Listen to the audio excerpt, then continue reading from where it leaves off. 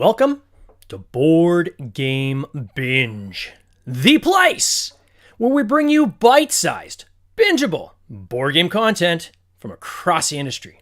I'm your host, James Staley, and in this episode, we're chatting with Seppy Yoon, Chief Game Designer at Fight in a Box. His newest title, Conquest Princess, Fashion is Power, is currently on GameFound. Seppy, welcome to the binge. How you doing, sir?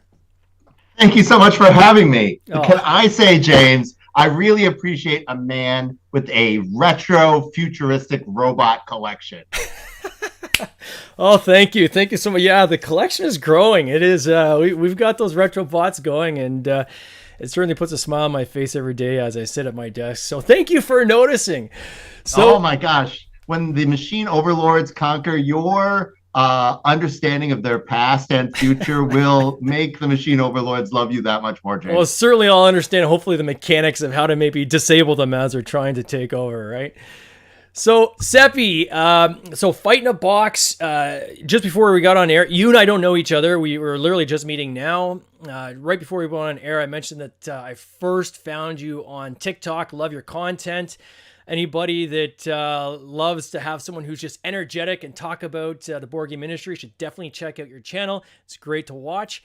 But you also do game design and publishing and things like that. So we're going to get into that on this actual episode of the podcast. Before I get started, I thought you could maybe take us through how did you get into this industry? Like, where did you start?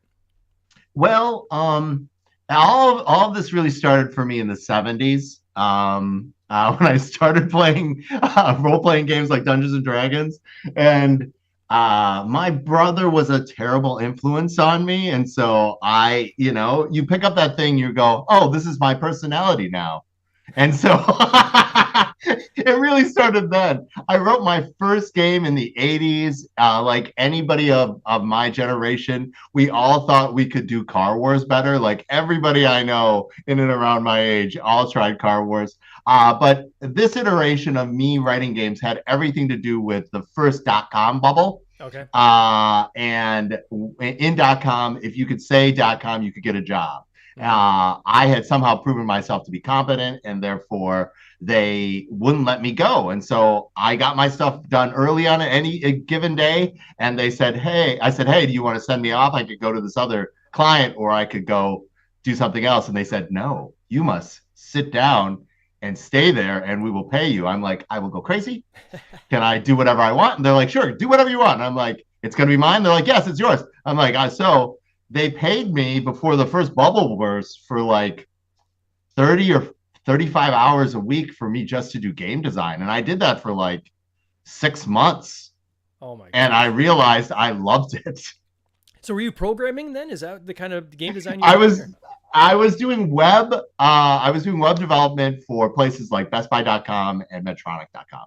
And I wrote this game in the 80s with my friends, and I was revamping it because I thought it really deserved some love. It was a game based on Kung Fu, like Shaw Brothers martial arts movies. Mm-hmm. And I worked on it for like 6 months, but just the very process of bringing it back to life reconnected me with parts of myself, and I absolutely loved it. So that is how this became like, oh, I really want to do this. And then in 2009, I wrote End of the Line, and Kickstarter was a thing, and so then we created a plan, me and my friends, to make a company, and that's now in 2013. Fight in a Box started, and I've been doing it full-time ever since. Oh, wow. So the decision to kind of leave physical programming, because, I mean, now it's analog, right? So it's all tactile and so forth. Was that a hard decision for you at all, or? No, I mean, I was a passable web programmer. I was not good at it. I was good at, like, interfacing left brain people to right brain ideas and vice versa. That was sort of my strength, fitting in the cracks between them. My first specialty in and around .com was digital imaging, because I had started as a photographer helping people get off of physical film onto digital backs. That's how old I am, James. Wow. That's how I started my time in .com, was working on that. So it was not, it was not like a really big leap for me. But all the things that I had ended up learning in that, like from the early 2000s to 2012, after the economy went to poop, and then the print economy really disappeared. All those skills ended up becoming very good for publishing games. Yeah. It's interesting to see. I mean, I'm an 80s kid as well, and to see the evolution of this industry, right? And how it's gone from, having kind of like three giants, dominating everything, to everything kind of fracturing, and then global sourcing and, the global economy really giving, and then the digital age is really given access to, the smallest potential publisher to create, like literally anybody can create a board game now.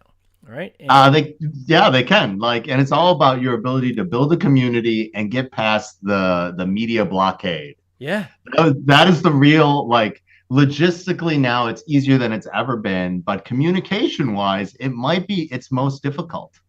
I'm gonna use, that's a great term. I'm gonna use that, media blockade. That The is media blockade, yeah, it's stellar. really, it's really, really hard. So Yeah, you do crowd funds, you're good at it, you've successfully funded. I'm adequate. But Meta is the engine that takes a sort of successful campaign and makes it a blockbuster. Yeah. Well, what people don't know is it is 30% more more costly to get women gamers to see your project. Oh yeah. And that 30% actually makes it a fail for every digital marketing playbook that uses social media. Mm-hmm. So that means your social media content probably will not get to women gamers. Interesting. How much? So how deep do you guys get into like the stats and things like that? Like having a digital background, obviously, I think you're probably get deeper into the weeds the most. Is this part of kind of your process? Do you guys really kind of do a lot of post gaming and a lot of analysis and predictive models and things like this? Or A little bit of that.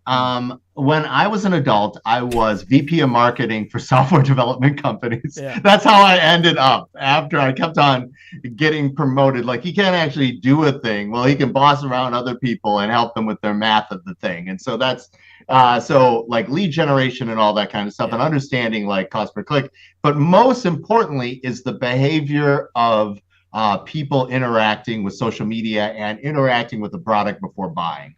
That, I think, is the most critical piece of information yeah, that somebody who does what you do or what we do should internalize before they go on this journey. Like, somebody does not buy your game or click on your piece of content the first time they see it. They're going to do that probably for the first time, the 9th through the 12th time that they've seen it. yeah. It is a And that's just grind. the thing. And I was talking to a colleague about this literally yesterday, and I was going through a recap of our most recent campaign, and they're like, "Hey, you obviously funded more this time than last time. What did you do differently?" Yeah, and we went through it, right? And we talked about, here's kind of learnings I had, here's the things I did differently, and but we both kind of had that moment where we just said, yeah, this is a grind. Like, it is not as easy as it looks from the outside. And this is why I was it looks easy, James. well, it does for some, right? I know, but like for some it does. Cause I mean, I was talking to somebody a few months ago, and they're asking me for advice on their game. And I was saying, like, how big is your email list? How many pre-signups do you have? Things like this. And the numbers were microscopic in the grand scheme of things, and their funding goal was not reflective of what they had set up going in. And I just said, guys, like, this is very mathematical, right? Like, you might be in for a world of hurt if you don't make get that funding goal down. And there's ways to do that.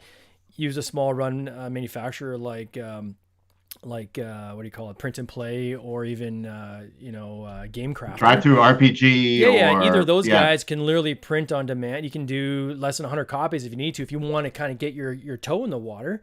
And then if you fund more than that and get more than 100 backers, then you can switch over and use a manufacturer straight from China. But you still have options on ways to get that initial funding target down.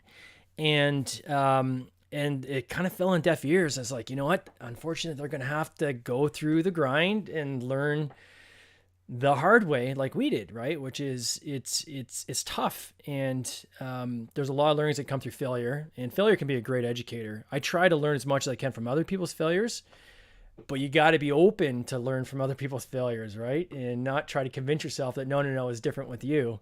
There's some pretty consistent themes across the board. So yeah, like one of the like important numbers for like we ended up on GameFound with our latest project is your initial following. 25% of those people are going to end up converting to backers unless there's some something. You got to grow that one way or another. That math is pretty consistent within plus or minus 5%. Yeah. And so so if you want to know how you can help your campaign, work on your following leading up to it. That's it. It's very simple. You're like, oh, and a quarter of those people are if a quarter of those people get you to your funding goal in the first 24 hours, then we have a whole different math cycle that we get to talk about. Yeah. Yeah, it's interesting because a lot of people in this industry, would classify themselves as introverts, right? And they like the design side, but they don't necessarily want to put themselves out there on the social media in terms of that. And you got to kind of force yourself, either A, force yourself, or B, you bring somebody onto your team that's going to act in that role, or C, just pitch your game to publishers, right? And have your publishers kind of take the baton. The Conquest Princess is our 6th title, and I have never put my name on any of the boxes. Why? Is there a reason for that? I never wanted it to be about me. And only since 2020 did we change the focus and put me front and center for people to see. Like, we don't really have a big, strong media footprint prior to that. And I can thank the pandemic for that. They're like, okay, the only way that we're going to make this happen. I had a lot of horrible things happen to me from 2018 to blah. And so in the reboot of all this stuff, as you say, I would prefer to quietly sit and contemplate games. Oh yeah, me too. And I said to somebody the other day, they're like, I don't believe that. You're an extrovert. I'm like, you have no idea how I need to have a nap after I'm like any kind of public event at all or any kind of talk. Like I crash, right? And I feel so seen by that, James. Absolutely, 100%. The thing that folks need to know who are then like you and I, the person that you portray in front of the camera for media is part of you. It's just a part that you shine, put makeup on, and get ready for the presentation. It is you, but it is really a specific part of you and not really the whole of you. Yeah. And if you can do that, then you can do what your company needs. Yeah, exactly. So let's talk about Conquest Princess. So where did this come from? And this is your 6th game, is it, you said? It's our 6th title, yeah. Congrats on that. I mean, to get beyond like a couple games, you're officially a publisher at that point, right? And oh my gosh, really? That's amazing. So it's on GameFound. So first of all, why the decision to go on GameFound versus Kickstarter? Chip Theory, I was very lucky. Chip Theory this year decided that they were going to institutionalize their industry champion award. Okay. And that means somebody they think is helping gaming be the best that it can be. And so they let me know that they were going to award it to me. Wow, and what it means for folks who don't know is they're paying the shipping for my project from China to the United States. Wow. Because there was such a big deal of small publishers having problems with all these kinds of things in the last X number of years. They're like, hey, let's take that worry off of your backers, and as a grant or endowment or whatever you want to call, we're going to take care of shipping, so you don't have to worry about it for cost or any of the considerations for your campaign. And so that is a great thing to have. And so their current project was the Elder Scroll game that they worked with Bethesda for. Yep. Huge success, $4.6 million. And so they're like, hey, we're over here, maybe you should try it. And so because their audience is there and they did this award and they were going to have announcements in and around it, we said, hey, we'd give it a try. And then and congrats so far. You're at $25,000 in funding. I still got 10 days left to go. So this Conquest Princess, the idea of the game. So where did this come from? Is this like was somebody on acid when they came up with this? Or was this wake up in the middle of a dream and it's like, let me write this down on a piece of paper or what? Like, where did this come from? Let's first of all, let's talk about it. The name Conquest Princess refers to the giant robot. Okay. So this is a classic anime giant robot name. Okay. Yeah. All right. And you play time agents. Like, people would not think the theme was that weird if I called it CP10,000 Gear Up for Battle. But no, what I did is called it Conquest Princess Fashion is Power. If folks liked the movie Everything, Everywhere, All at Once. I love that movie. Yeah. You would not have wanted to go see that movie if somebody said it's about a woman coming to terms with her lesbian daughter. Or it's about the most emotional moment you'll have with a rock and googly eyes. No one would have had that exact same feeling if somebody had told them any of those things. But those are actually what the movie is about. That is actually yes. So I did the mistake of telling people that it is about a giant robot, it is about time agents, and the core mechanism of the game is about using these items created from the Titan field, the creative fabric of the universe, as power in your time spaceship. Wow. Okay. And then, so it's so there's actually solo mode as well, right? It's 1 to 4 players. 1 to 4 players, crisis management game. It's fantastic. The reviews are, you don't have to take my word for it. All the reviews. I'm on the page right now. I mean, you got Daniel Radcliffe on here. You've got, I don't know her name. Danny Standring. I should know her. She's everywhere, but I've never met her. She is everywhere. We'll get her on the podcast next. She's great. She is. Yeah, you've got some like high-level names that are speaking very, very positively about this, which is great. The components look awesome. The tiles, you got these kind of like, are they glow-in-the-dark tiles, or are they just tinted, or like these? We did a good. They're acrylic. Yeah. They make an amazing clickety-clack noise. The reason that that's so important is this is not only a crisis management game, but it is a co-op bag builder. Right. Okay. The unique mechanic in this game is that you all share the bag of destiny for when you're firing at enemies. Okay. And when you shoot a bad guy, if you hit them, that hit leaves the bag and stays on the place that the now disintegrated bad guy or blasted bad guy was. Got it. Which means your chance of hitting in the future goes down. Well, simultaneously, if you critically fail or take a miss, the agents hold on to that.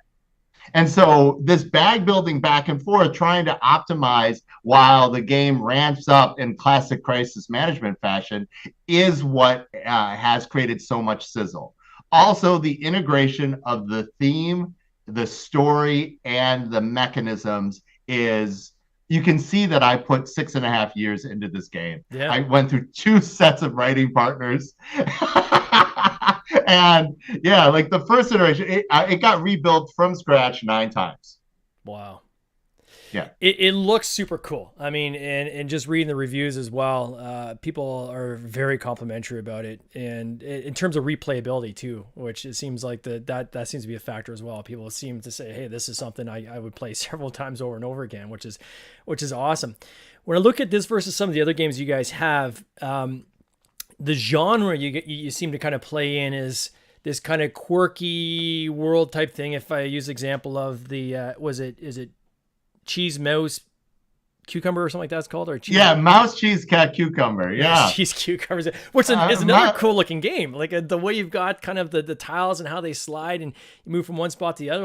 It looks awesome, right? So is that something you try to inject in all your games? Is this kind of...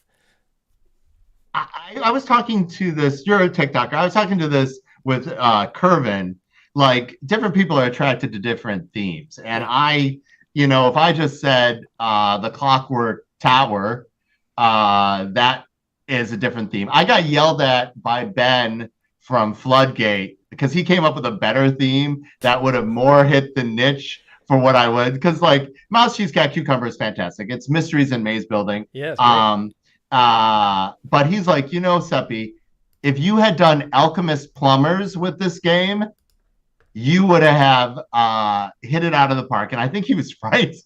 Like you use the word alchemist with board gamers, they understand that the game is going to be difficult. Mm-hmm. You use 4 consecutive nouns, 2 being foodstuffs and 2 being animals. People think that it's going to be cute. It's not going to be mind-meltingly hard. But Mouse, Cheese, Cat, Cucumber and Conquest Princess are very difficult games. I'm often criticized as a publisher by my other publisher friends that my themes and my difficulties do not match up.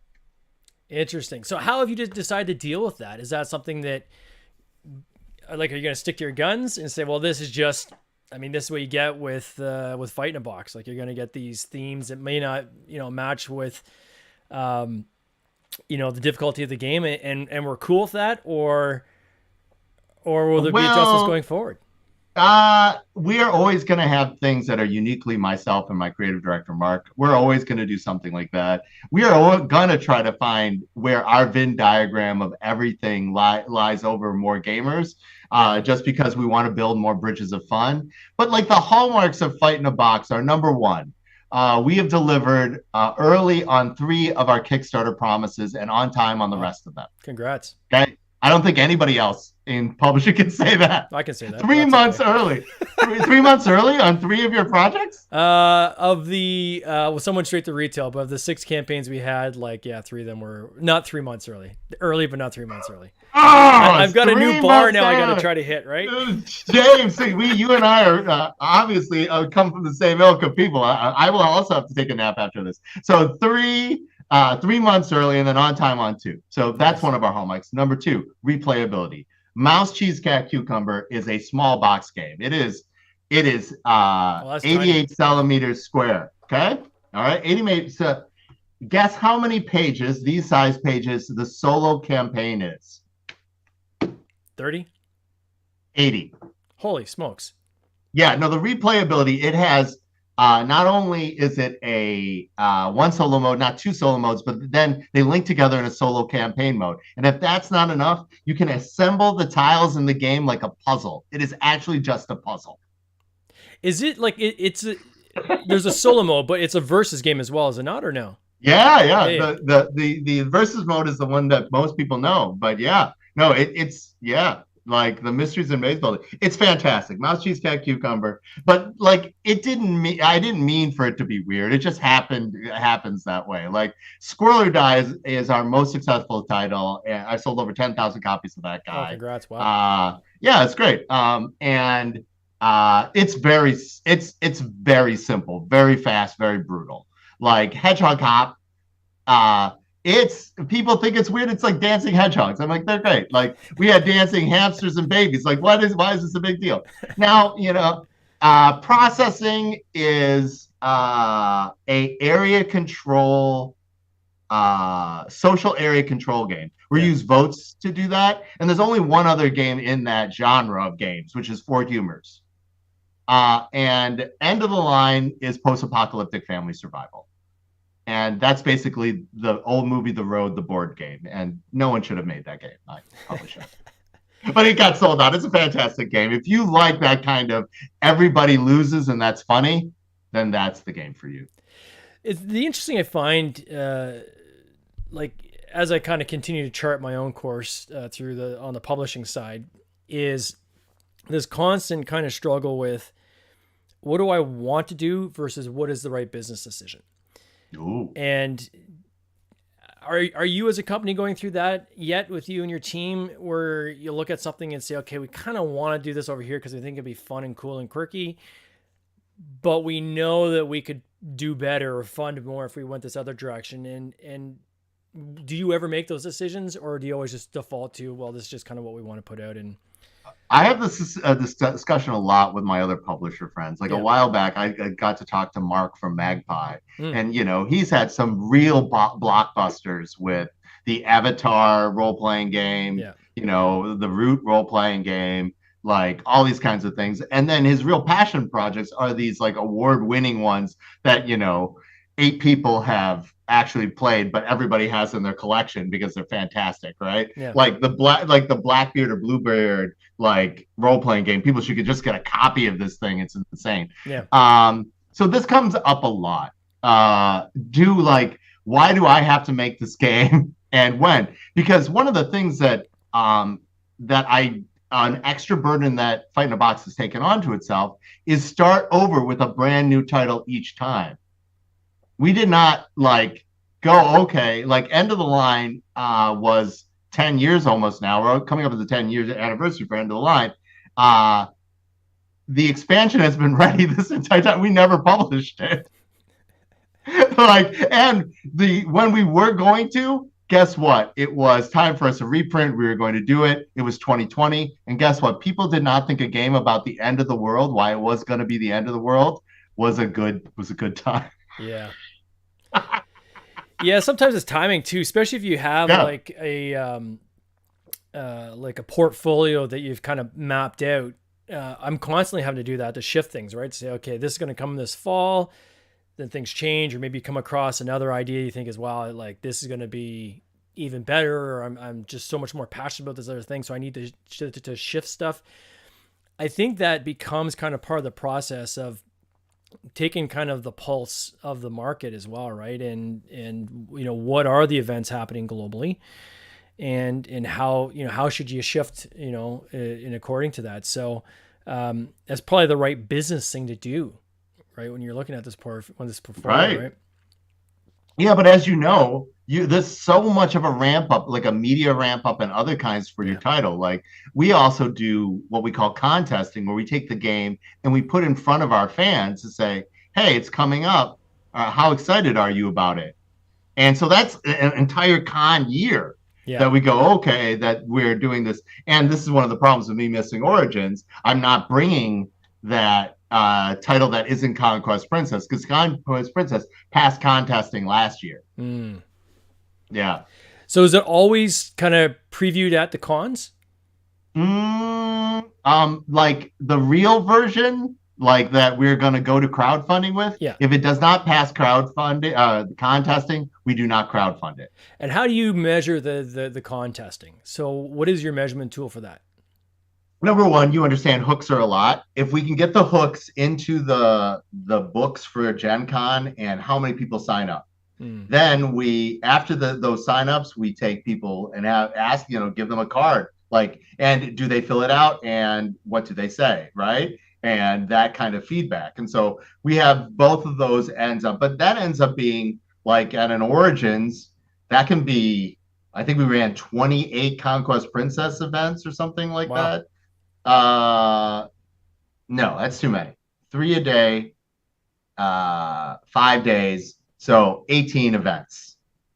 Yeah, more or less, Wow. just for Conquest Princess. So yeah, that's a lot of people for like getting their feedback, and it went favorably. In Gen Con, we did that again. Is there an incentive for people who sign up to test it for to then back the campaign? Is there like a coupon code or something they get, or is there something additional, or is just kind of getting the early preview and that's it? It's usually the early preview. They get to see it as it develops. Like we've been working on this for 6.5 years, so people have gotten to see the Mm. different builds as it goes along, Yeah. and so they get invested in all that kind of stuff. But that is a good idea. Maybe I should do that, James. So you're not going to Gen Con because of you're obviously in the middle of a campaign, which I'm not going to Origins. I am going sorry, to you're going to Gen Gen Con. Con, you're not going to Origins. Have you guys already planned kind of what the next game is after this? Like what comes next? Like what's next up for you guys? Okay, so we go big game, little game, big game, little game, or that's Mm-hmm. our hope. And we're going to shrink our cycle. Our cycle got a little too gangly, especially with all the things going on. It was an 18-month cycle. Now we're going to shrink it down. So like 12 and sixes. And so the next thing will either be the Conquest Princess role-playing game or the expansion to one of our small box games. It could be Hopping with the Stars for Hedgehog Hop, or it could be the Secret Garden for Mouse Cheese Cat Cucumber. Mm. Our next big game, box game after that is the new edition for End of the Line, because I have promised that this is going to happen, and so I will. Like, so that is literally. There's also a couple of weird projects in there that it could prop up, but like Mayor Waffles' Wild Skies is another one. Yeah. So you're going with regular themes and regular names now. Yeah, right. Aren't they all regular? Like, isn't it? So if somebody wants to follow you, follow this whole journey, like what, obviously TikTok, but can you tell us what your social handles are? And is there like a Facebook group they can be part of or anything like that? Or Yeah, in 2013, I wrestled away fighting a box from a Brazilian jiu-jitsu studio in Brazil. Wow. I got that, and now I am fighting a box literally everywhere. So at Fighting a Box. At fighting a box everywhere, like Instagram, fantastic. There, Twitter, yeah, like YouTube. Yes, I am fighting a box everywhere. If you find it, yeah. So it's very easy to find me. Well, for those who do want to check out Conquest Princess or Princess, yeah, Conquest Princess. I almost got it backwards again. Conquest Princess. Then go to GameFound, type in Conquest Princess, or I'll even put a link in the show notes. Simply click on that, check it out, check out the campaign. It looks super awesome. Seppy, I want to wish you all the best in this coming year on this campaign and the rest of the games coming. Man, you guys got some exciting stuff coming up. Take care. Thanks so much. Cheers. This has been an episode of the Board Game Binge podcast, hosted by James Staley, produced by James Staley and Mike Bruner, with original music by Nick Smith. If you would like to watch these interviews live, simply subscribe to our YouTube channel, Board Game Binge, and you'll get access to live interviews, giveaways, and interesting board game content from across the industry. I can't wait for you to join us. See you next time.